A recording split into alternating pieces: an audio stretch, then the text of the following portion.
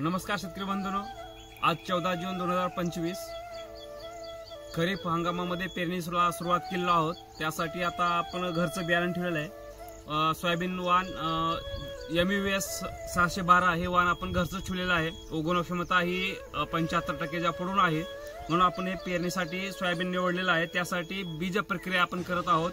पहिला प्रथम फंगीसाइड म्हणजे आपला बुरशीनाशक म्हणून आपण हे ट्रायकोडर्मा पाहता ते ट्रायकोडर्मा आपण घेतलेला आहे।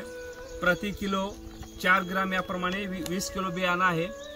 तर एकूण आपण 80 ग्रॅम हे ट्रायकोडर्मा लावून आपण याची बीज प्रक्रिया करत आहोत।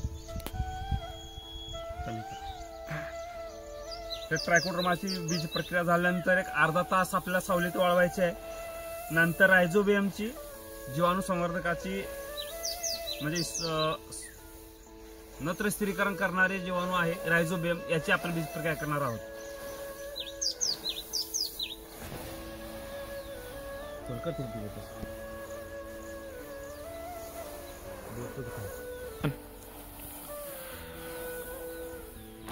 चला मित्र, आता आपण ट्रायकोडर्माची बीज प्रक्रिया केलेली आहे।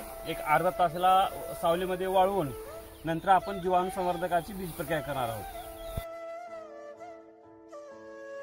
मित्र हे अर्धा तास झाला आपला बीज प्रक्रिया करून ट्रायकोडर्मा या बुरशीनाशकाची आपण बीज प्रक्रिया केली होती। ते अर्धा तास आपण सावलीत वाळलेलं आहे।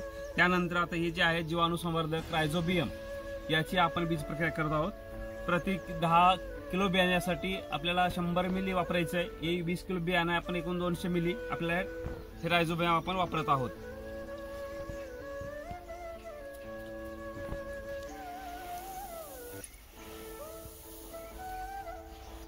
तर मित्रो, आपण जैविक जीवाणू संवर्धक म्हणजे रायझोबियमची आपण बीज प्रक्रिया केलेली आहे।